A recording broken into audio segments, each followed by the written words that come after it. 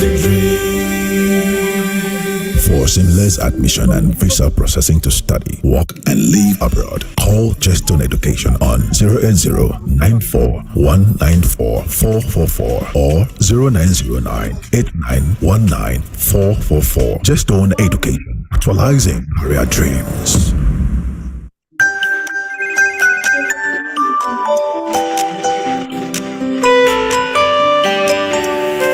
If you wanna study abroad, if you need a visa to travel, Jestone Education is all you need.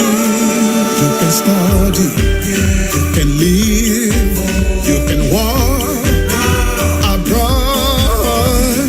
Jestone Education, Actualizing dreams.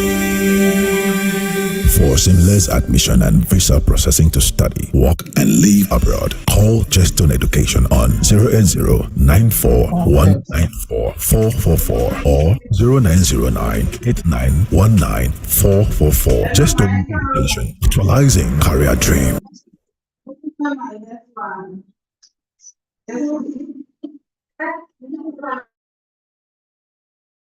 Hello, everyone.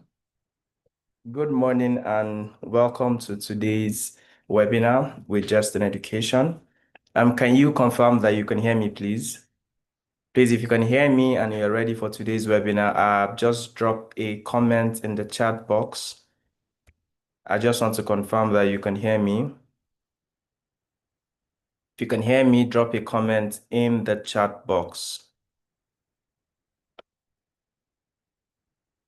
All right, I can see Ekanem, I can see Mary, I can see Olubumi, I can see Akinola. Thank you, everyone. Yes, Zibios says he can hear me. Thank you, everyone, for joining today's meeting. My name is Benaya Bertrand. I'm an advisor here in Jestone Education, and Today's webinar is exclusively hosted by Jestone Education. Now, the purpose of today's webinar is because we want to help those that, especially parents and guardians and students as well, that want to study abroad starting from 2026. You have plans to study abroad, but you have questions regarding the different study abroad pathways for those that are going for undergraduate programs, questions regarding, what course options are available for me, what should I be preparing for in terms of tuition fee, what are some of the documents that are going to be requesting of me, all these questions, whatever it might be, whatever question that you might have regarding if you are a particular fit for a particular course, what subject combinations are going to work for you, all those questions and many more. We want to help you answer those questions in today's webinar. And that is why we've organized this webinar. We have on the call today, Jestone Education's Country Business Manager, in person of Mrs. Mary. She's going to be talking us through all the different options that we have. She's also going to be answering questions. So at a point in today's webinar, we are going to open the floor for those that have questions. So as we go into the short presentation that we have, it's going to be really fast because we wouldn't want to keep us here for too long. I want you to prepare your questions, whatever questions that you might have. If you're a parent on the call, and you have questions regarding, I have a kid, I want them to do this and do that. I need options, I need, advice and counsel. Please feel free when we get into the question and answer session. We're going to give you the opportunity to come on live and ask your questions, and we are going to address it. So we are going to be going into a short period where we'll just give brief insight, a very quick insight into options that are available for you, options that you should be considering studying whatever destination that you're interested in, be it the UK, USA, Canada, Australia, Germany, whatever it is, right? We have a lot of options available for you, and we are going to be walking you through that so that whatever questions or concerns you have are addressed on today's call. Now, like I said, our country business manager, she's on the meeting today and she's going to be speaking to us. Just to confirm, just give me a moment.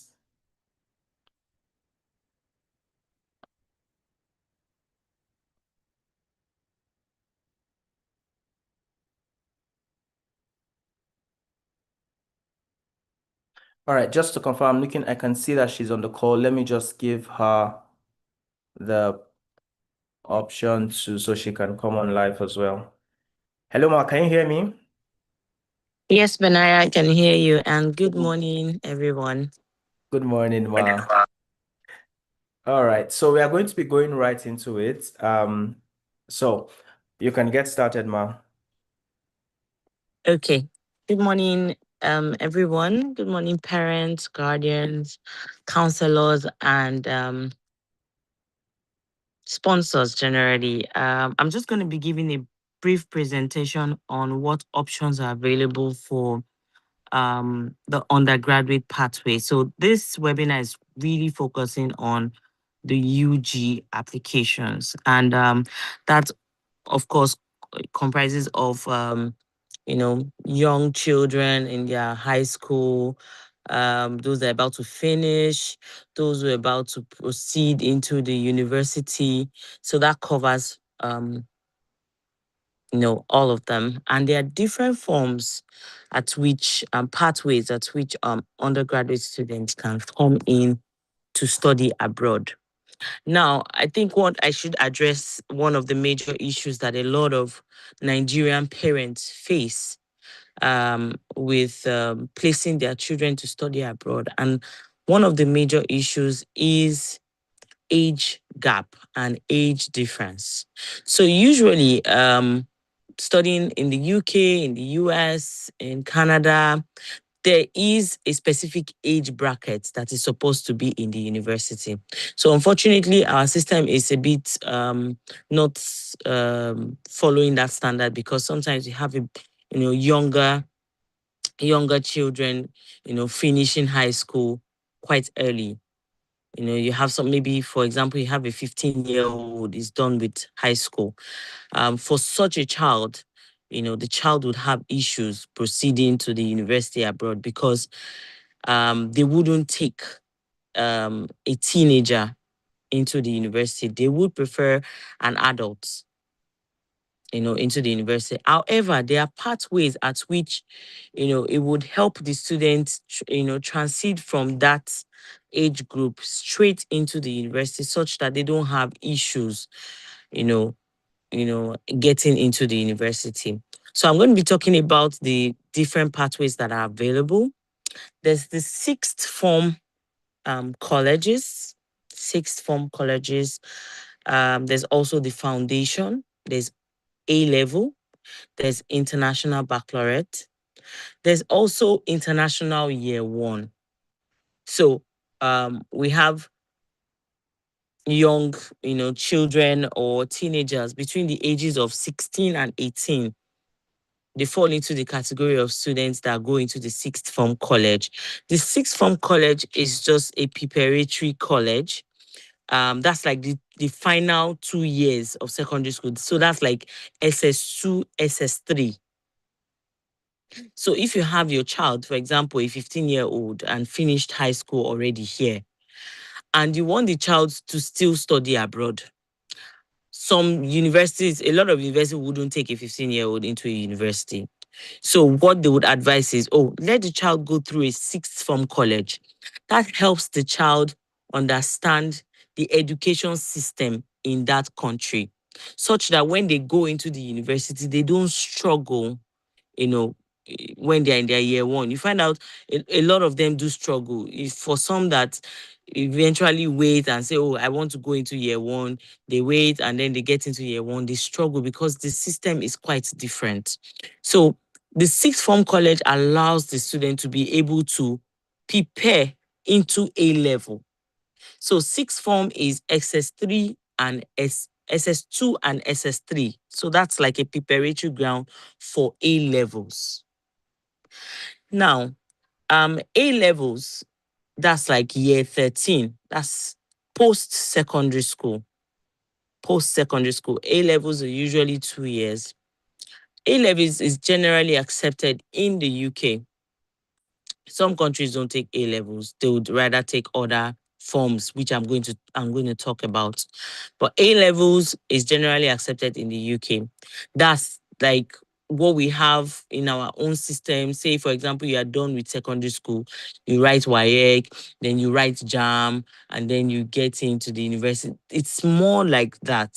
So it's like a 13, year 12, year 13 of your high school, just like a preparatory step for you to get into the university, because the education system for the high school is quite different from the university. So, and for A levels, usually the student focuses on where they are going to study. So, for example, you have a child that wants to do medicine, or you have a child that wants to do engineering. The student is supposed to pick 4 subjects and focus in the line of their study. So, the student is allowed to do English, maths, biology, if it's medicine, English, maths, biology, and probably physics or chemistry. And then you have somebody who's going for maybe the person wants to do law. You can pick other subjects, maths, English, and other subjects. So that's really what the A level is all about. It prepares you to get into universities in the UK, either Ivy League, Russell Group universities, or general universities in the UK. And then also, it's also acceptable in countries in some of the European countries. They will take an A level as well to be able to get into direct year 1 in the university. So you can have A levels and then move into direct year 1. So for example, you have a child that's 15-year-old. Sometimes we advise the parent to consider having the child. So if you're going to the UK, you can advise the child to consider taking A level. That gives them like a preparatory ground for them to go into the university. So quickly moving along, so we can have questions. There's also the foundation. So there's foundation. Foundation is also going to be focusing on your core subjects. However, for foundation, it is usually taken most times by the university. So it's not like a separate college doing that preparation for you into the university. Sometimes they are, managed by the university, and the students are able to, mingle, associate, but it's a smaller size of class. So it's a foundation class that prepares you into your core course. So, for example, your child wants to study BSc Business Administration. If the child's going to take a foundation, usually foundation is 1 year. A child is going to take foundation. The foundation is going to be focusing on that course. However, it's still a preparation ground for them to be able to move into the course finally when they are done. So they will be required to have certain grades before they are, they're able to admit them into year 1 of that program. Then there's also international baccalaureate. International baccalaureate is actually generally acceptable globally. You have schools in Canada accepting IB, schools in the US, New Zealand, Australia. A lot of countries accept IB, unlike the A level. But IB is also 2 years. So that's just the only difference. It's just that IB also gives you more options for subjects. So A levels will give you option for 4 subjects. IB will give you subjects up to 6, and not just focusing on where you are studying. So for A levels, if you say you want to do nursing or medicine, you are focusing on subjects that pertains to that course. But for IB, it gives you options to be able to take on other subjects, such that you might change your mind and say, oh no, I don't think I want to do nursing anymore, I want to do this. Your program will still be acceptable for such programs or for the course that you're looking at, in case you change your mind. So what are the application requirements? Most times parents will ask, oh, okay, A levels foundation, great. How do I get my child in? And I also mentioned international year 1. So the Nigeria education system is a 664. So which is 6 years primary, 6 years secondary, and then 4 years university, as the case may be. That's like a standard. And then your child, started primary school, finished, and then moved into secondary school and finishes, and probably at the age of 17, they're done with their secondary school. Some schools would take such a student into a direct year one, especially if the student has very good grades in their WAEC. So we're talking about A's and B's here. Students that are very, very sound will be considered into a year one. One, because they are considered matured students. So usually they don't want a teenager in the university, because they cannot be held accountable for what happens to a teenager.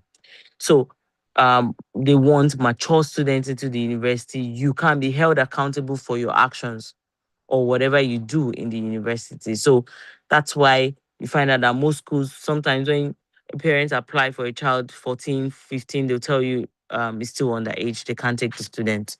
So what are the requirements? What do we need to be able to get into all of these programs? First of all, the first important thing is your international passport. You can't get into a university outside the country without an international passport, because that's like your identity. The child needs to have an international passport. The child also needs to have their WAEC results. Usually their WAEC results is acceptable globally. So WAEC, NECO is acceptable globally. I know some schools also allow their students to do NAPTEP, but some countries don't accept NAPTEP. Especially the big four, they don't accept NAPTEP. But WAEC and NECO is globally accepted. So if your child has WAEC and NECO, they can get into any of these programs. So they don't have to write IGCSE, they don't have to write SAT and all of that. They don't need that. But with their WAEC and NECO, they will be able to get into any program. They also need a CV, a resume that shows who they are. Sometimes parents will ask, "Oh, why do I need a CV for my child? It's not applying for a job." A CV doesn't really necessarily mean that you're applying for a job. It really talks about who you are. Most times the university wants to know the student, and it's not just about coming to the university to study, but they want to know the student. What's on your resume? What are your accomplishments? What are the schools that you have attended? How can you be of value to the university? So the CV carries general information about a student without even seeing the student. So once we have your international passport, your WAEC result or NECO, and then of course we'll need verification to be able to verify the results, and then your curriculum vitae. And then once we have those documents, we're able to submit the application. Another document that is very important is a statement of purpose. Very, very important. A statement of purpose is more like an essay written by the student that talks about what they want to study, why they should consider the university, why are they considering the university, why are they considering the country, why do you want to study this course, and what are your plans when you're done studying this course. So usually the statement of purpose is not so much, it's just an essay. Usually some schools would accept between 250 words to 500 words. Just a short essay that talks about the student and what the expectations are generally for the course, for the school, for the country, and also the plans for the future. And then, of course, deadlines of there are intakes for each country, and also admission period. I think I'll put that admission period for these universities offer these programs. Usually undergraduates, you find out that most times they have a full circle of application portals open. And that's because, of course, there are different programs. There's the sixth form, there's foundation, there's A level. So all of them don't get in all at the same time, but there are specific intakes. There's a general intake. I know some schools have February, March. There's May for foundation. There's also September. September is a major intake. And then there are some countries, for example, like Canada, where the intakes are just between winter, fall, and summer. And then so usually like between 3 to 9 intakes in a year, depending on the country. So if you have plans for your children to study in 2026, I think this is the best time to make a decision because we are beginning to enter, we're about to usher in the application intakes. So you have enough time to be able to consider the intakes you want for your children. And then there's also the custodian support for underage applicants. So I mentioned earlier, if you have an underage child, so a child is 14, 15, and probably going for a sixth form program or considering A level or foundation program, they are underage and they need supervision. So you have a child like that, you can't just, leave your child abroad like that. And usually most universities will ask you for custodian information, especially for Canada. You need to be able to have custodians that would be in charge of your child welfare, also, checking up on the child, ensuring they are doing great, and also communicating with the parents. So there are also supports like that the university offers, and also external custodian support for underage students. So your child is not just left alone in such a country to be doing whatever they want. There's somebody always checking up on them and ensuring that they are doing the right thing. And then finally, I'll just touch on tuition and scholarships. This is the most interesting part for a lot of parents because that's where they are spending their money on. So tuition, of course, studying abroad is not cheap because you're changing your naira into a foreign currency, either dollar, pounds, or euros, or Canadian dollars, or Australian dollars, or different currencies. So of course, the currencies are different, and what that means is that you're going to spend more money. Tuition fee, really, we can't say for now and say, oh, this is the fee. It's not like that. It varies from country to country and from school to school. So, but we always advise parents to be open to suggestions. There are some countries that are more expensive than the other because of exchange rates, obviously. And then there are some that are, the universities also give a form of scholarship and discount of their fees. For parents who are looking for, say, a full scholarship for their undergraduate students, sometimes you don't have those opportunities because the full scholarships are usually very limited and the competition is very high. So you're competing with not just your Nigerian, your region, you're competing with a global region. So a lot of things are put into consideration. What are the extracurricular activities that the students have? It's not just grades. So sometimes some parents say, oh, my child has very excellent grade, you should get a scholarship. It doesn't work that way. Most times, those scholarships are considered based on different criterias. And sometimes they might have to like do an exam to be able to get some certain form of discount. So it varies from school to school. But I think by the time we start taking questions, we'll be able to, narrow it down. Benaya. Yes, ma'am. Okay. Thank you so much, ma'am. just to recap on some of the major highlights that you have touched on, age requirements, talked about the age requirements and the different requirements in different countries. You've also touched on the intakes. Generally, we have around 3 to 9 intakes. We've also talked about custodian support for underage applicants, and then lastly, tuition and scholarship.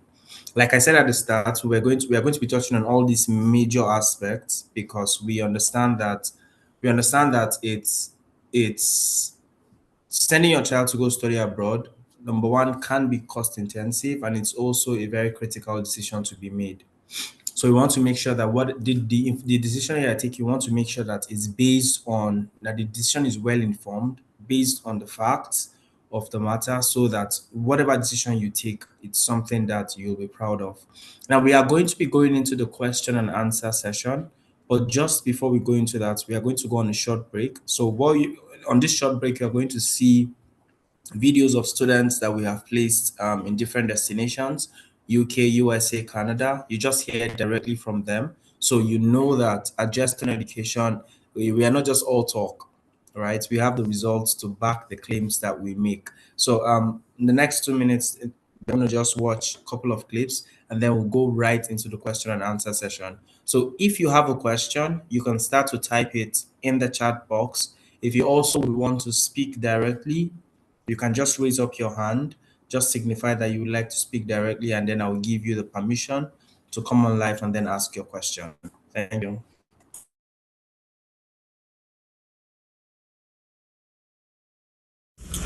Hello guys, I want to use this opportunity to say thank you to Justin Education for helping me through my visa process to study in the United Kingdom. They helped me get admission into the university. They also helped me with my visa process. Thank you so much, Justin Education. You are the best. Hello guys. Hello, my name is Amina and I'm currently a student of Anglia Rescue University, the London campus. I'm studying MSc in Accounting and Financial Management, and during the course of my application I used the service of Justin Education, and they were really helpful right from helping me to choose my school to my course of study, to try and to help me get my CAS, my visa application, everything. They were very detailed. They were very detailed in the formation, and all I had to do was just go through my details and make sure that they correspond. Especially during my CAS, getting my CAS. It was really a tough process because I was already reaching the deadline. They were, helping me to make sure that I get my CAS early. So I would like to recommend Justin Education to you also. Thank you. POV, a satisfied Justone client. My name is John. I recently relocated to the United Kingdom. I can boldly say this could be possible because I used Justone Education. Justone Education made my application smooth. They did everything for me from the beginning, from the aspects of sorting schools, applying to schools, securing discounts and scholarship, to applying for my visa when people getting a visa, and they did everything for me, and it was very easy and smooth.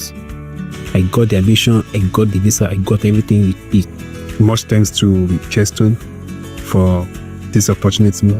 God really used it for me, and I can boldly recommend Justone Education for anyone who wants to study outside the country. This is a recommended, trusted, and endorsed booklet. Thank you. Hello everyone, my name is Theodora and I studied at the University of South Florida, where I got my master's in global sustainability, and now I currently work at an energy consulting firm. I am very happy, very glad that I chose Justone Education to help me on my journey to actualize my career dreams, because they really were the best, from my visa applications to my travel and up until my graduation, to be honest. So I definitely implore you to trust Justone today, reach out, and they would help you actualize your dreams too. Bye. Hi everyone, I'm Abigail. I'm David. I'm currently studying global development at Carleton University in Canada. Well, this wouldn't have been possible without the help of Jestone Education. Like, they help you with your visa, they help you from anything, like with your application, your registration for your classes. Like, the whole process is so smooth and fast. So we highly recommend that you use Jestone Education. They're the best. Yeah.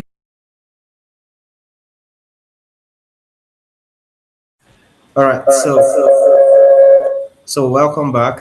So you've heard from different students that we've placed in the UK, students that we've placed in USA, students we've placed in Canada. These are all just a microcosm of the large number of students that we've placed in all these different destinations. So we are going to be going right into the question and answer session. I do not yet see any question in the chat. If you have any question you want to ask your question directly, you can just signify with a raise of hand, and I would give you the opportunity to come on live and ask your question. All right, there's a question here. All right, do you place students in Asia, China to be specific? If not, do you plan to start doing so? Ms. Merima, do you want to answer that?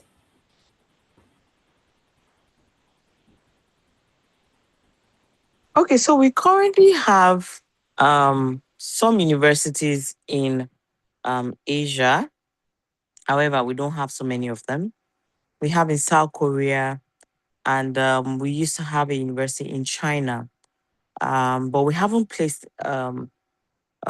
we haven't had a lot of students coming to ask for that destination.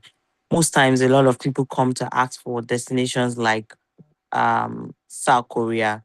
So South Korea has been a more popular destination compared to China. However, of course, we would be able to place a student as long as we're seeing a lot of interest for students, to that destination.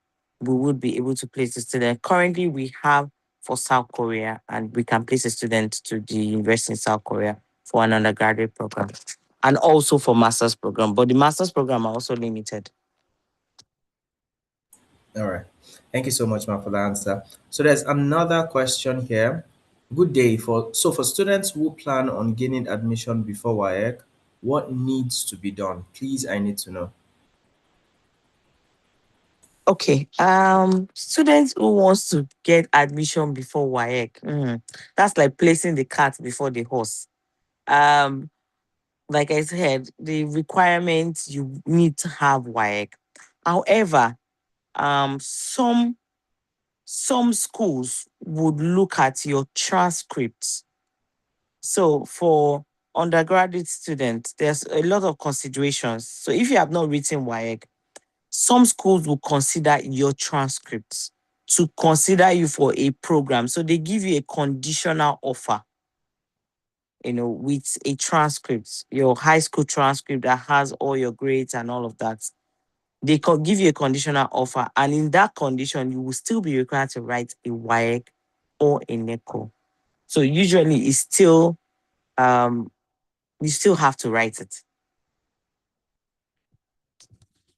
So WAEC is very important. So there's another question here.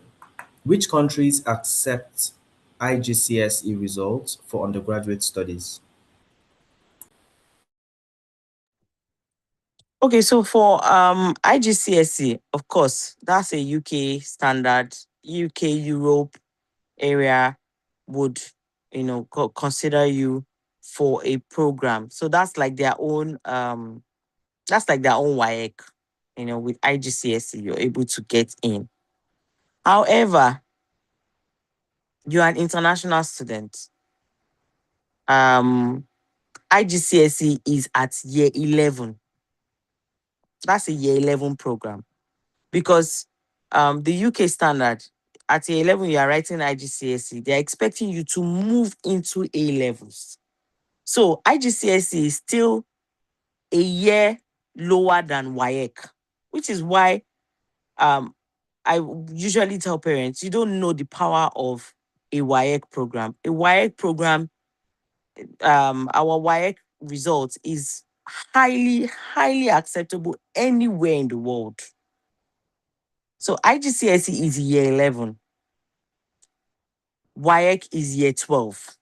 So you're already 1 year ahead with a WAEC result instead of IGCSE. However, they will consider you for for a foundation program. They'll consider you for A levels with IGCSE. You can get into A levels with IGCSE. You can get to do international baccalaureate with IGCSE as well. Thank you so much, ma'am.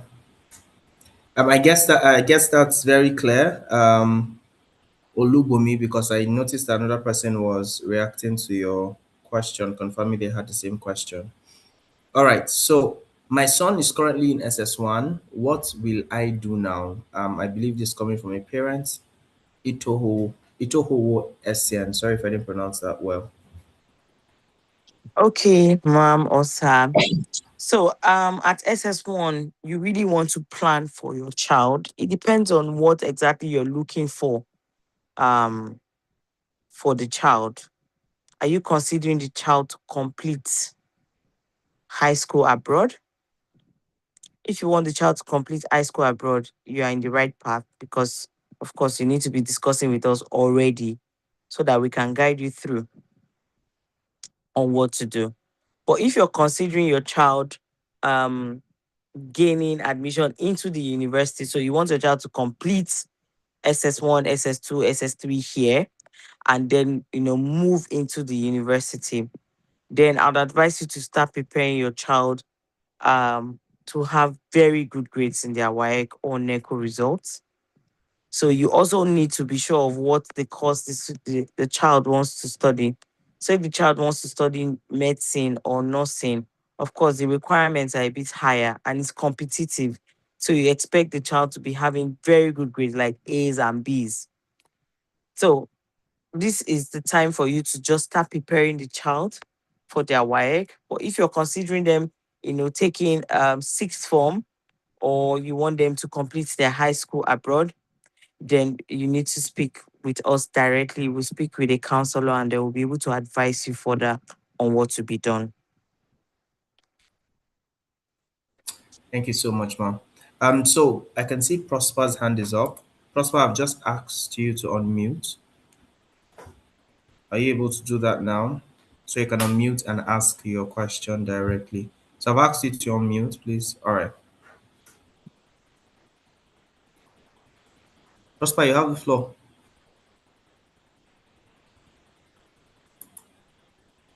All right, so while we are waiting for Prosper to unmute, there's another question here. I wrote, okay, I think it's a follow-up question. I wrote IGCSE this year, October, November. What is in my year, that is in my year 12, sorry. So does it mean IGCSE has no aid in admission, just maybe A levels? Do you want to clarify that again? Okay, so with your IGCSE, you will get into programs, you will get into A-level programs. So it's a year 11 program. So your WAEC even has more value than your IGCSE. So with your IGCSE, you get into A-level programs, and then you'll be able to proceed when you are done into the university. But with your WAEC, as long as you're of age, you should be able to get into a year 1 program, or probably a foundation program that clears you into the university. So you might want to speak with us directly, and then we'll be able to, counsel you further on what to do with your results.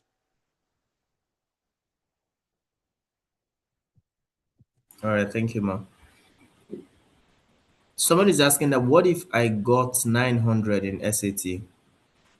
I'm not sure what that question is. It's not complete. Please just clarify. Also, the question before that, after IGCSE, where, I don't really get the question, so maybe you want to retype that. Where country is IB? Just kindly retype that. Another person is asking, what is the adequate age bound? I think this person is asking about the age requirement. Okay. for now, the age requirement, we need to be sure of what exactly is asking about, because And it's a I particular yes, content. I clarified all of them. For a sixth form is year 11 and year 12. So that's SS2 and SS3. That's between the age bracket of 16 to 18 years. So, but if you are talking about the university age, of course, most university would want at least a 17 going on 18 to be into the university. So they expect you to be an adult before you get into the university.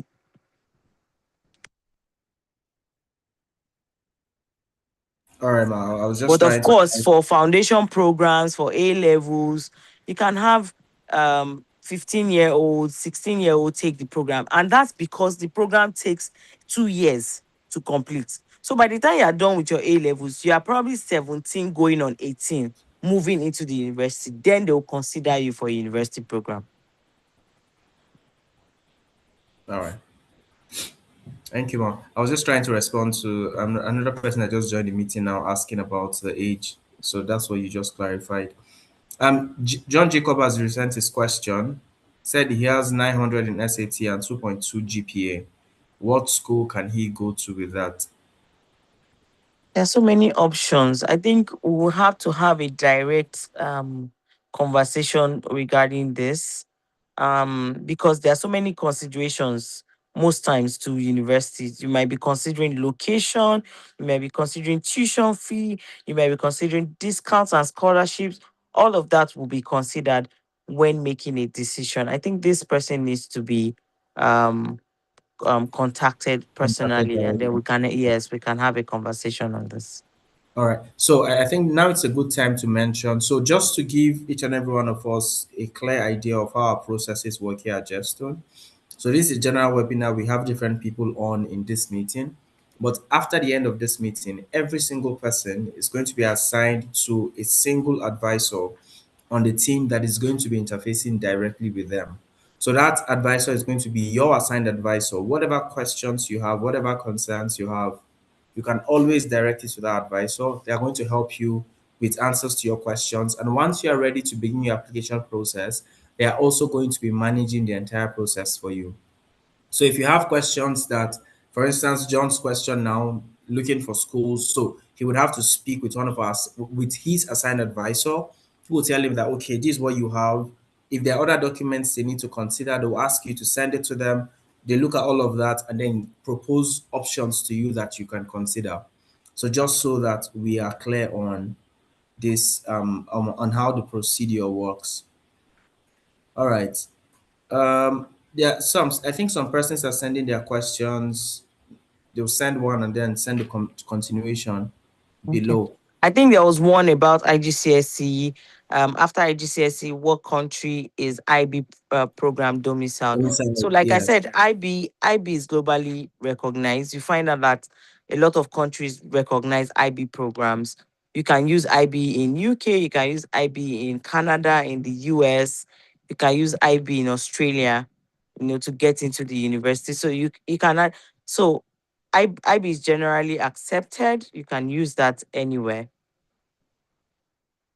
So that's All the right. difference between IB and A levels. So if you're focusing on the UK, yes, of course, after IGCSE, you can take your A levels and then, get into the university in the UK.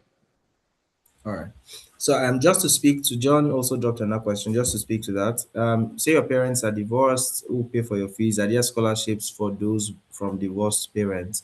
So off the top of my head, I don't know any schemes dedicated to that. But like Miss Mary had already mentioned, there are scholarships available in some of these schools, but bear in mind that they are highly competitive. So if you are going into it, you have to be sure that you have what it takes. It's very competitive. You have to have what it takes to go to apply for those scholarships. Some of the scholarships might be regional, some might also be academic, but might be merit based on your academic results. So they have those different categorizations. But as for kids or children from divorced parents, I don't know if any of our schools offer such category of scholarships to students. All right, Okay, Madison. Bena, yes. Let me just quickly. I think I missed one All of right. them. Someone said I think Xavier. So I'm majorly interested in UK. So would 16, 17 be okay? Yes. We have schools in the UK that would take a 17-year-old for a program. They would consider that. So yes, you can. And then there's another question about age as well for Canada. 16 entering 17, can they enter university in Canada? Yes, yes. Canada is a bit flexible, of course, but they are very, very, very keen on custodians. So if you have a 16-year-old, you must have a custodian. You must have a custodian. So usually most times the university have that option for you to pick from, or you're picking from the general Canadian government to pick a custodian. But of course, the university has that option for you to pick from for custodians. So.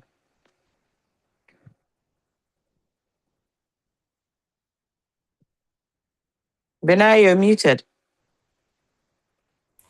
Sorry. Thank you for that clarity, Ma. So there's another question here. Someone that has written his exam and has cleared his papers, will he still write another exam to study abroad? And Prosper, just to confirm, I'm guessing you're referring to WAEC. So if it's not WAEC, please just clarify in the chat box. But I'm guessing this is WAEC. So if he has written and cleared his papers, does he still write? Does he still need to write another exam?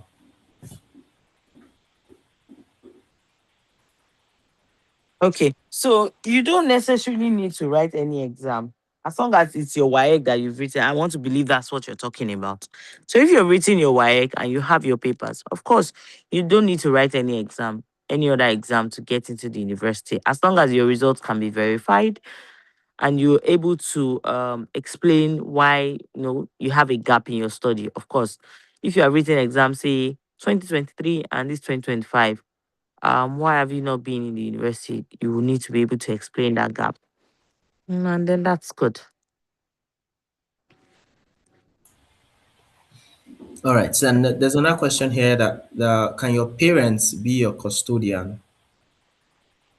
Okay. So even if they are not in Canada, no, it doesn't apply. So custodians are supposed to be domiciled in the country you are going to study. And they must be citizens of that country. So it's not just for example, I have an uncle who went to Canada 2 years ago. He's not a citizen, is living in the country. Can that person be my custodian? It doesn't work that way. There are a lot of criteria that go into this custodian selection by Canadian government.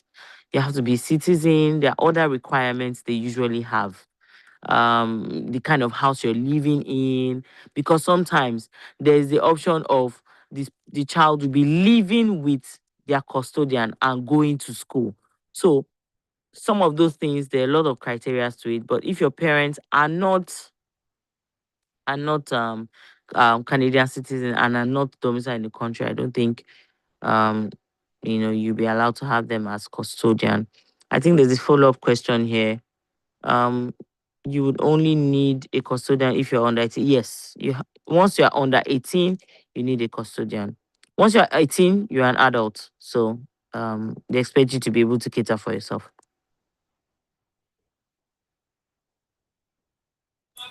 All right. So there's another question here. I'm studying computer science, so I would like to ask if exams like IELTS, can they give a head start, and what are the major requirements? Okay. So for IELTS, now, like I said, the WAEC result is highly acceptable everywhere. You necessarily do not need IELTS if you have a minimum of C6 in your English language. So if you have IELTS, it's an added advantage. Yes, it can be considered for your admission, but you necessarily don't have to write it if you have written your WAEC and you have a minimum of C6. Most countries like UK, Canada, Australia will take you without an IELTS. I know there are some countries will be specific because of their visa laws. For example, Ireland. Ireland might need it, for visa requirements. Another country would be, say, Hungary. Some schools might ask you to provide IELTS, but it's not necessary. You need to get through the admission process first to be sure you do not need an IELTS. But most times you do not need an IELTS as long as you have a minimum of C6 in English. Thank you so much for that, ma. All right. I'm seeing another question here. Next year, I will be done with high school. So when we write exams, we send the results to you.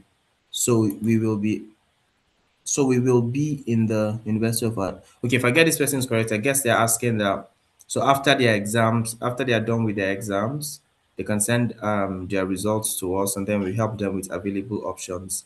If that's Yes, the question, then yes. So like I yes. mentioned, you are going to be assigning you to an advisor that is going to be managing the entire application process for you. So they are going to get in touch with you, most likely on Monday. So by Monday, expect to hear back from them. They're going to get in touch with you so that you have their contacts and you can always reach them. They'll send you the application requirements so that once you are ready to begin your application, you send in your documents to them and they can avail you with available university options. All right, there's another question here. I'm guessing maybe this is from a parent. Do you guys process admissions for MSc for career change? Yes, we do. We do. So we process for undergraduates and for postgraduates, even up to PhD. So if you're considering a career change, yes, we would advise you appropriately on what you're looking at, options to look at, countries to look at, that would, widen your career prospects and not just taking the course. There are also other options to consider in terms of a career change. Thank you so much, ma'am. Okay, I heard that you must have a CV. Please, will the CV, Lady, I'm going to give you the option to unmute after Miss Mary speaks to this question. I heard that you must have a CV. Please, will the CV be all about what you did in your secondary school, who you were, and the post you were holding? Yes. So usually for high school, as I always say, there are a lot of achievements, you get when you're in high school. So maybe at some point you were given the position of a prefect, you spearheaded a shop program in your team, some things like that. Those are little achievements that go a long way in your admission process. As little as that is, it's very important in your application process. So apart from having your information, your name, your email address, your phone number, your contact information, the high schools you have attended, if you have done any other program, you can put in your achievements. I was prefect 2011 at my high school. I also got best student in math and English. Just put in your achievements. It's not a long. It's not for high schoolers. I think it's just like a one-page thing. It's just to have, an idea of who you are. Okay. Good morning. Yeah, it's gone. Good morning. Can you hear me? Yes, Yes, we we can can hear hear you, you. sir. Okay, thank you.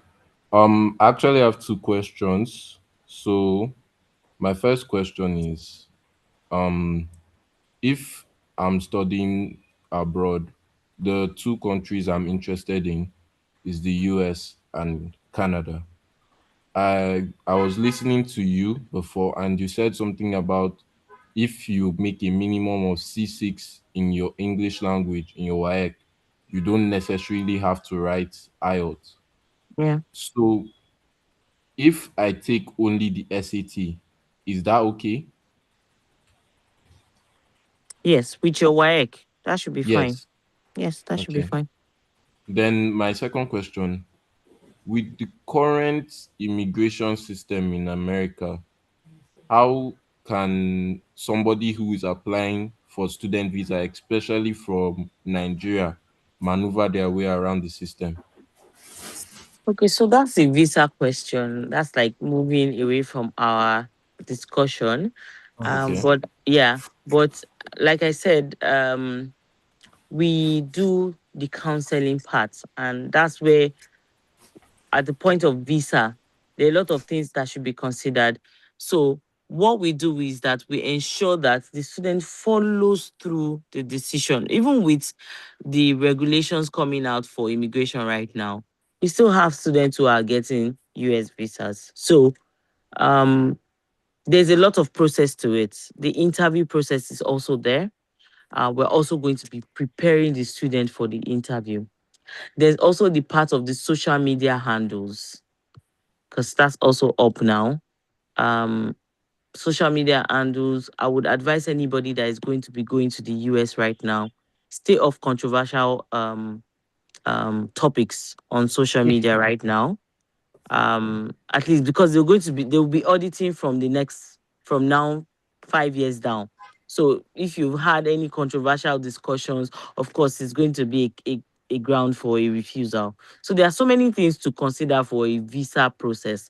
There's also the financial aspect, which is the bank statement and all of that. So a lot of things to consider. But I'm sure by the time we're having a one-on-one counseling, we'll be able to advise you on what to do to maneuver such situations. It doesn't give 100%, but at least we would have been able to get, to a reasonable point. Okay, thank you very much. You're welcome. Thank you so much for your question, Yadi. So please, if you have more questions, we are still very much open to taking questions. We want to be certain that you are leaving today's session very clear as to what you are going into, what to expect, and whatnot. So there's a question here. Okay, all right, okay.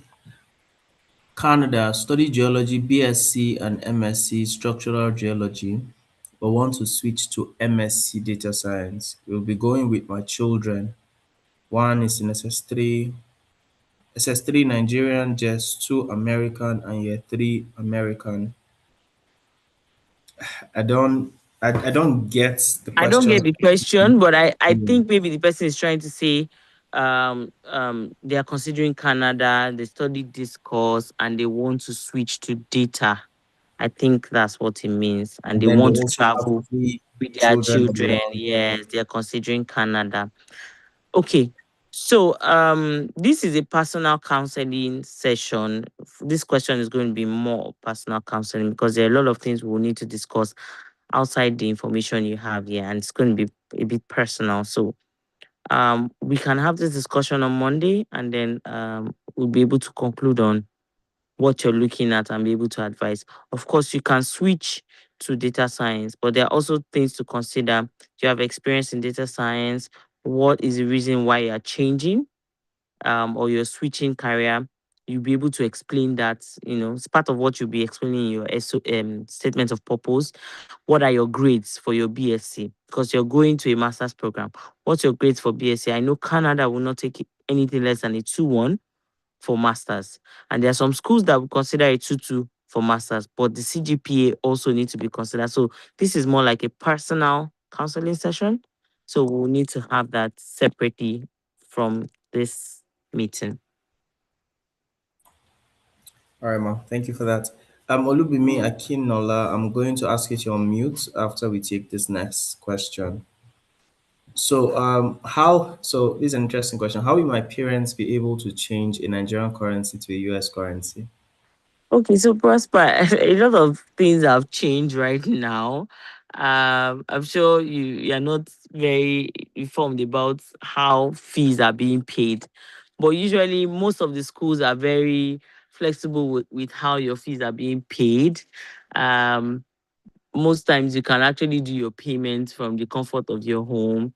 From your offer letter, you would have the link to make your payment. Your parents can click on the link, make the payments whichever way they want to, either using their cards or probably going to the bank to do that. It's very straightforward.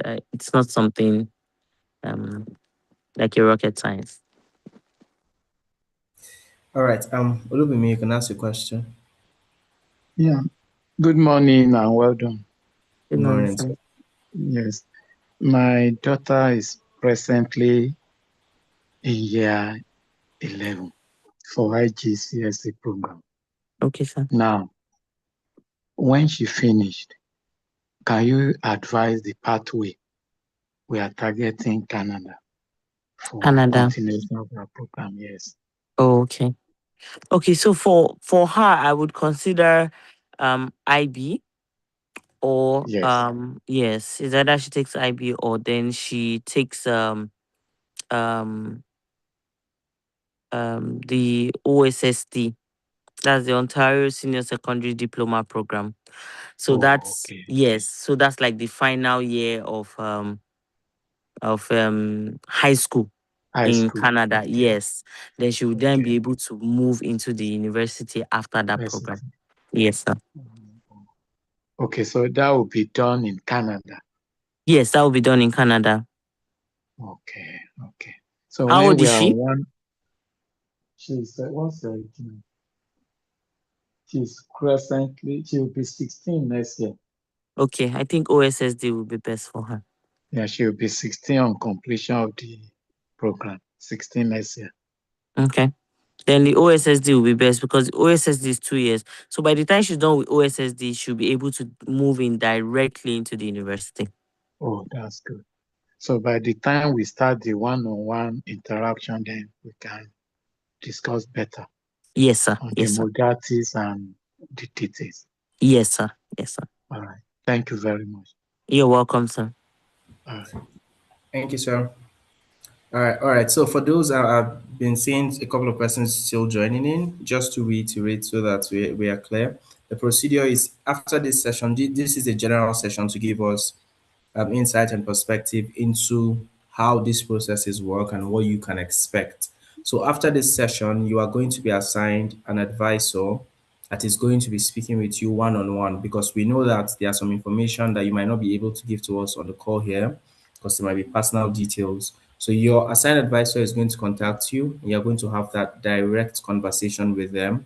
And they're going to let you in on everything that you need to know. All right. Thank you so much, sir.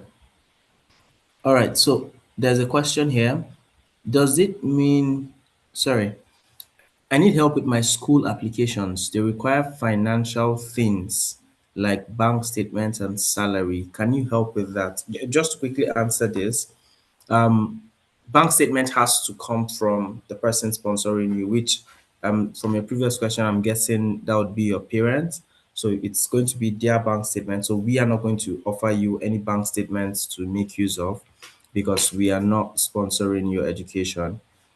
Um, does it mean that if you are not up to 18 by graduation from high school, you do a foundation then?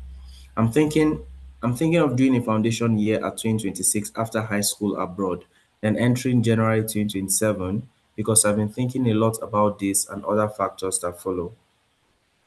Okay, so this person, I don't want you to be confused. I think we would have a personal session and then we can discuss this. But of course, like I said, some schools, some countries, so um, like the UK, if you are 17 going on 18, most schools will take you for a year one. They will take you for a year one, they'll take you for a foundation program. They will also consider you for A levels if that's what you want to do. So you have a lot of options. But truthfully, if you're not 18, you can't get into year one. There's a age bracket. You must have been that age before you can get, because there are a lot of things they consider. It's not like our own universities where you just go to class and all of that. They expect you to have a social life. They expect you to have extracurricular activities. And if you're a teenager, you can't make some decisions on your own without your parents. And so if you are not an adult, making those decisions is just like putting a sheep in lion's den. So they expect you to be able to make certain decisions as an adult. If you're 18, you're able to make decisions. Say, for example, you want to stay late at night with your friends to hang out. You're 18, you should be able to make that decision. But of course, if you're less than that, you won't be able to do that. Or you're also, worried about, my safety. I can't protect myself. I can't do this. So a lot of things. It's not just book. There are a lot of things to consider. So that's why most universities are very strict with the age. So, but I think when we have a one-on-one session, we'll be able to clarify further on what you're looking at. Thank you very much, Mom. So we are getting a lot more questions, so I'll just try to run through them. Okay, so my daughter is in SS3 and will be 15 plus at completion of secondary school. What do you advise? Because I want to relocate them next year. Okay.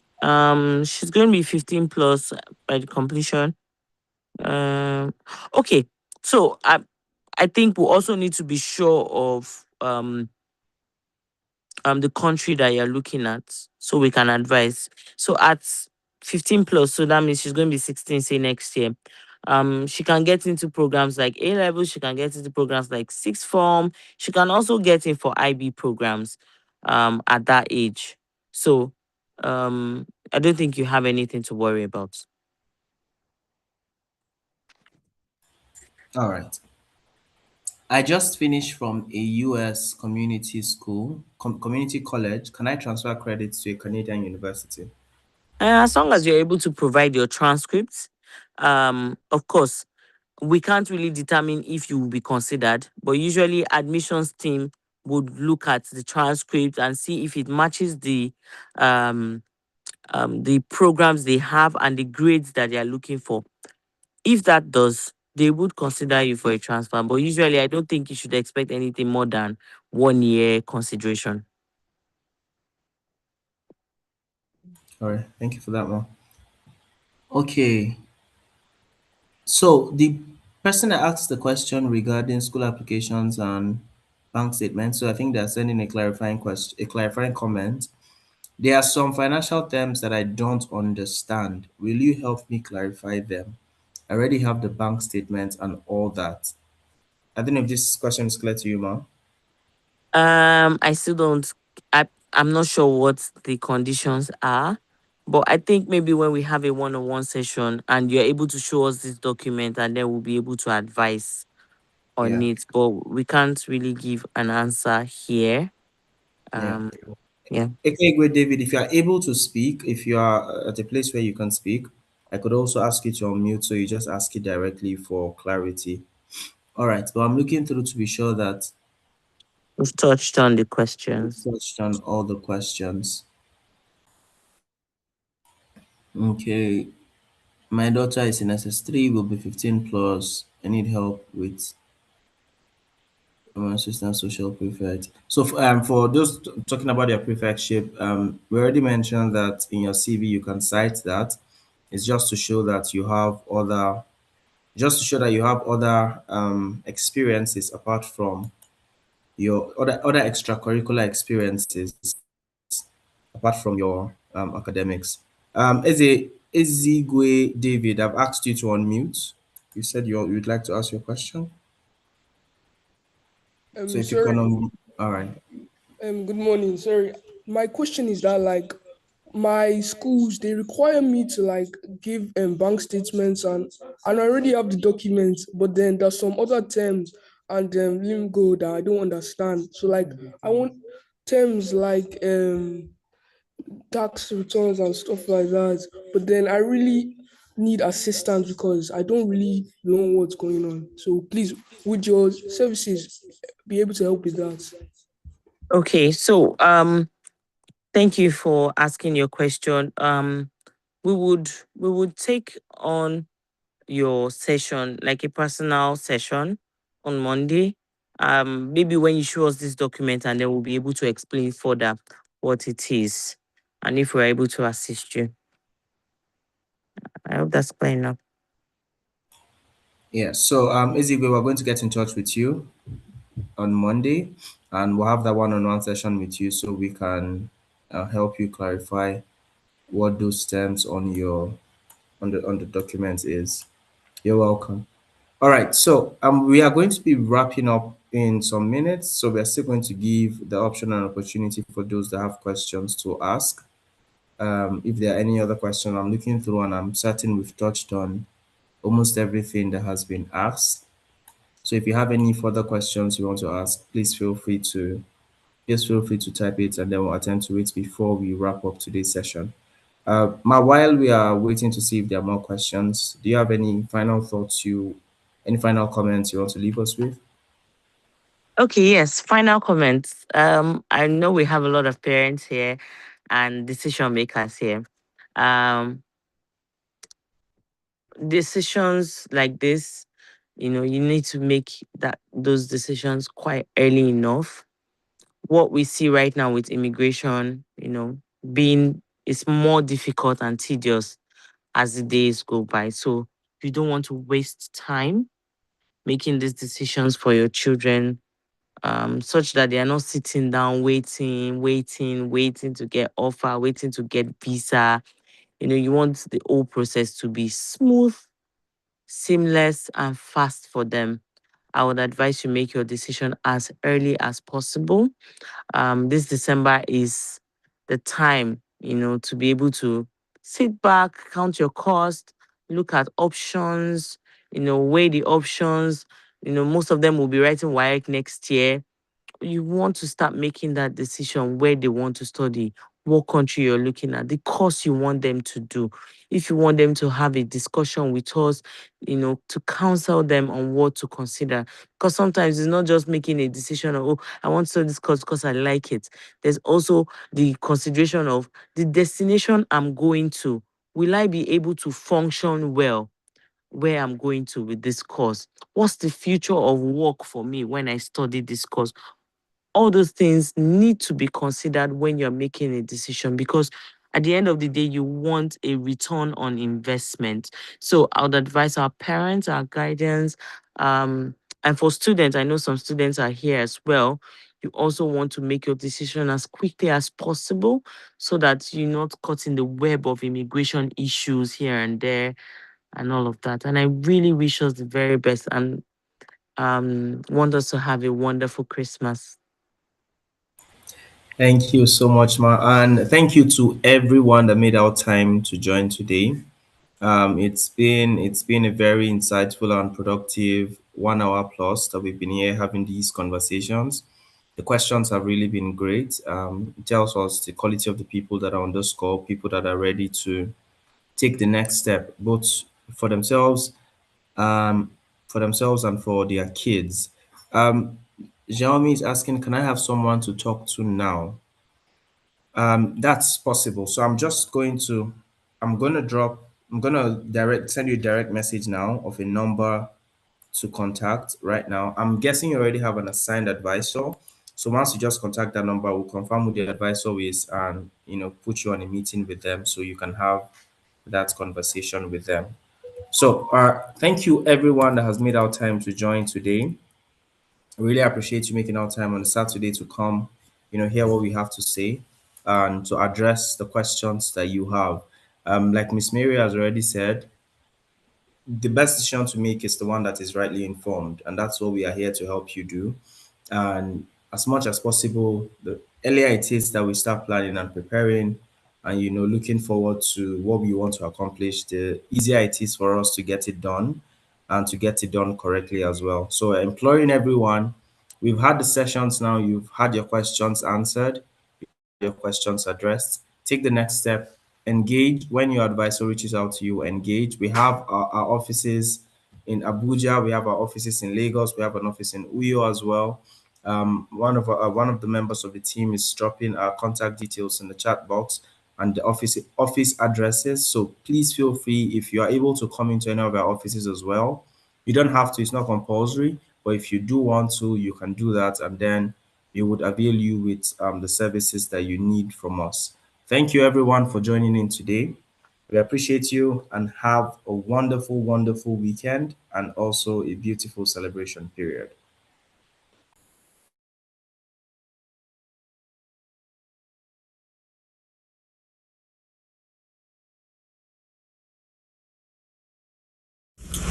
Hello guys, I want to use this opportunity to say thank you to Justin Education for helping me throughout my visa process to study in the United Kingdom.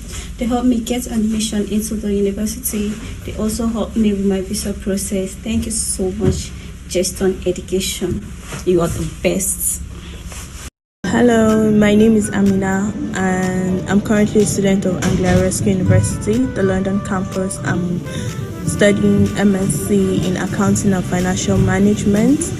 And during the course of my application, I used the service of Justin Education, and they were really helpful, right from helping me to choose my school, to my course of study, to try and to help me get my cars, my visa application, everything. They were very detailed. They were very detailed in the formation, and all I had to do was just go through my details and make sure that they correspond. Especially during my cars, getting my cars. It was really a tough process because I was already reaching the deadline. They were, helping me to make sure that I get my cars early. So I would like to recommend Justin Education to you also.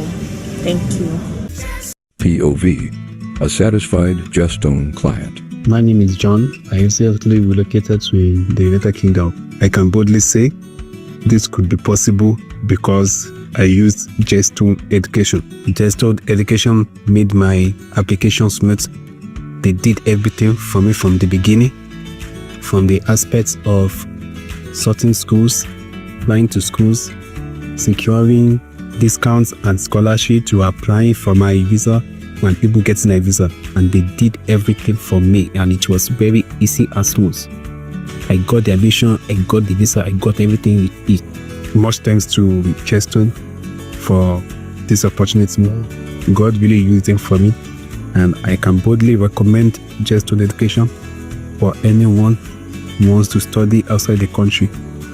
This is a recommended, trusted, and endorsed booklet. Thank you. POV, a satisfied Justone client. Hello everyone, my name is Theodora, and I studied at the University of South Florida, where I got my master's in global sustainability, and now I currently work at an energy consulting firm. I am very happy, very glad that I chose Justone Education to help me on my journey to actualize my career dreams, because they really were the best, from my visa applications to my travel and up until my graduation, to be honest. So I definitely implore you to trust Justone today, reach out, and they would help you actualize your dreams too. Bye. Hello everyone, my name is Hi everyone, I'm Abigail. I'm David. I'm currently studying global development at Carleton University in Canada. Well, this wouldn't have been possible without the help of Justone Education. Like, they help you with your visa, they help you from anything, like with your application, your registration for your classes. Like, the whole process is so smooth and fast. So we highly recommend that you use Justone Education. They're the best. Yeah. Hi everyone. All right, thank you everyone. But just before we end the meeting, ZBOS, you're asking if we have a Port Harcourt branch. At the moment we do not, but we do have an office in Uyo. So if that works for you, that's an option you can consider. And then Samsung, you say you'd like to ask a question. I will just give you the opportunity to quickly do that before I end the meeting. I've asked you to unmute.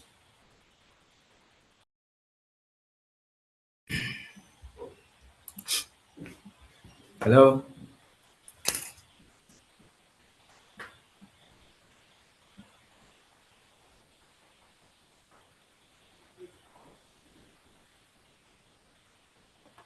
Okay, all right. So I'm guessing you are not available too at the moment. Please feel free to direct your advisor, like I mentioned, your assigned advisor is going to reach out to you. So please feel free to direct your questions to them. They're going to address whatever concerns that you have. Thank you so much, everyone, and have a great day.